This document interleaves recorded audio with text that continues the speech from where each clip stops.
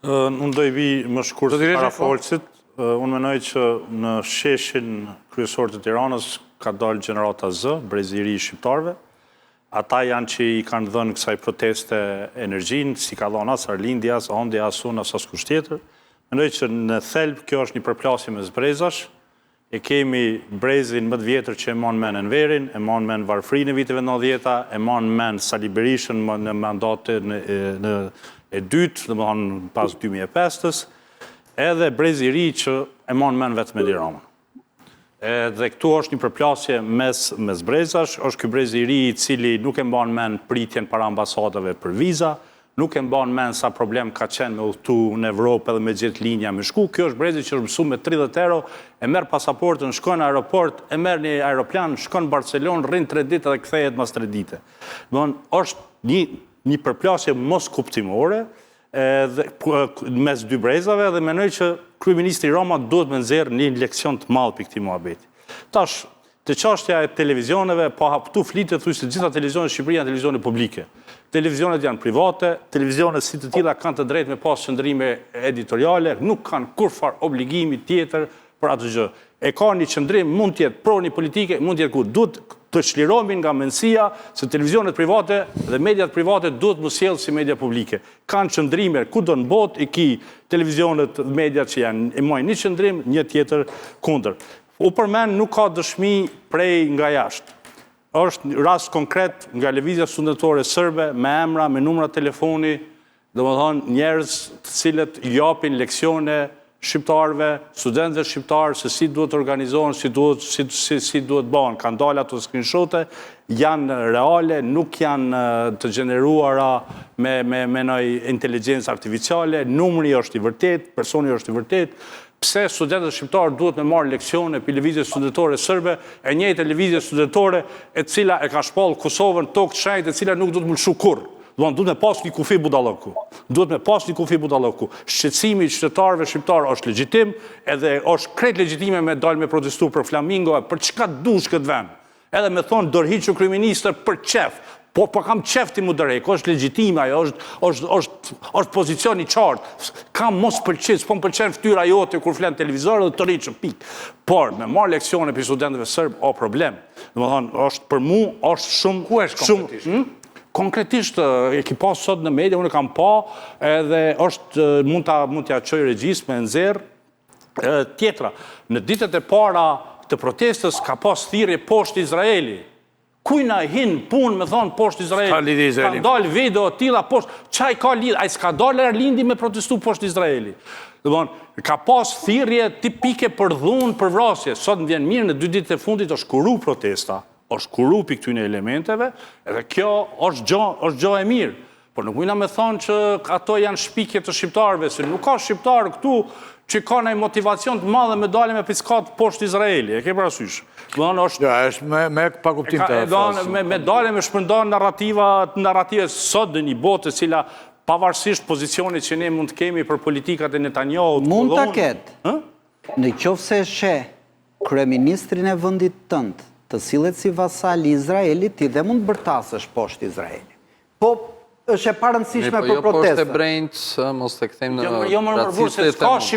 Shqipëria nuk ka problem strukturor me Izraelit. Nuk ka problem Shqipëria me Izraelit. Ti mund thash, mund të ketë me vlerat njerëzore, po kjo s'ka lidhje me protestë. Ska tjetra, tash po thasim këtu, hajduti. Ku është hajduti në këtë rast? Tu po flasim për 251 hektar që janë tokë private.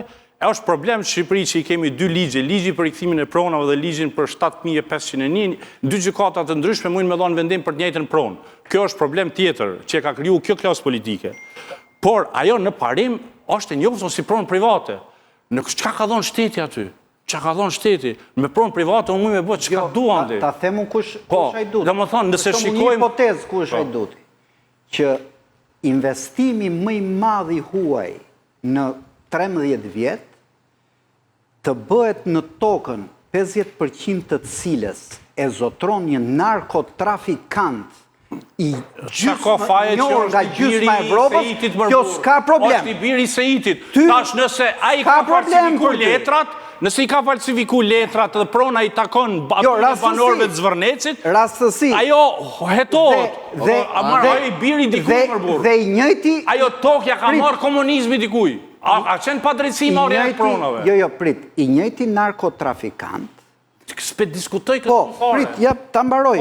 Pastaj mos e diskuto, i njëjti narkotrafikant që është përdorur. është shtetas Amerikanë për momentin, jeton në Amerikë, edhe i nështrohet ligjeve Amerikane, Artur Sheu quhet, Artur Sheu quhet. është shtetas Amerikanë, Tani ta mbarojun. nështrohet ligjeve Amerikane, Tani o ta që mbaroj. ditëm se s'pe lidhin Amerikanët. Tani ta mbarojun, është i njëjti narkotrafikant, i akuzuar. Ta akuzuar, më kanë akuzuar. Po, ata mbaroj. I akuzuar se ka rekrutuar një oficer të Guardia di Finanzës për të retushuar raportet për kanabizimin e Shqipërisë në mandatën e parë të qeverisë socialiste. Tani, nga rekrutimi një oficeri, e përdorin të njëjtin narkotrafikant për të rekutuar dhëndrin e Donald Trumpit. Kur e ka fitu të drejtën e pronë. Kur e ka fitu të drejtën e pronë. Se unë në website-in e New York Timesit e pash një vendim gjykatës lartë nga viti 2013. Po të shofësh,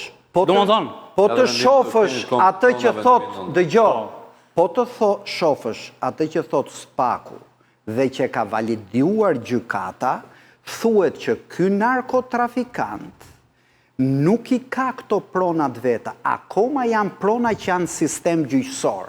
Ndërkohë që mbi këtë tokë është dhënë leja e zhvillimit nga shteti. Vendimi gjykatës lartë nga 2013 e pushan. Nëse kjo ju duket normale, vazhdoni. Prandaj thash, kjo është betej midis avokatëve, tajdutëve dhe atyre që ndjen vjedhë. Ku faji i Edi Ramës të rasti që ky në 2009 e pas ka fitu të drejtën pronë. Pas shpjego ku faji Edi Ramës aty. Që të në prona private. Zoti, Bido, një sekund. Dhe të shtoj dhe diçka tjetër unë këtu për të folur jo. Edi Rama, por dhe të tjerë eksponent, përse s'ka ngritur pretendimin që Shqipëria e tha diçka Albatrosi për serbët në këtë rast, por që kanë ndërhyrë grekët, rusët, Vučići, serbët e tjerë e tjerë. Ama nuk kanë ndërhyrja me këshilla, është rasti konkret në protest, edhe linja iraniane me thithit poshtë Izraeli. Tjerat janë në botën virtuale. Eshte një teori që ne presim të në argumentoni. Do të aja përgjigjen. Po këte. Da njës pak... Që kanë ndërhyrë serbët, grekët... Do të aja përgjigjen, po duke e nisur përgjigjen nga që ka tha Bushati, se më quajti mua për shembull që jam kundër protestës. Jam kundër unë. Që t'jemi qartë. Jo, që t'jemi qartë, se ka dy lloj kundërshtim. Mund t'jesh kundërshtar politike një proteste, pra ata të kërkojnë dorëheqjen e qeverisë dhe t'i ke bindje tjera, që është një gjë, dhe unë jam tërësisht kundër se më duket një proteste rrezikshme për kombin, për interesin ton kombëtar konkret kjo.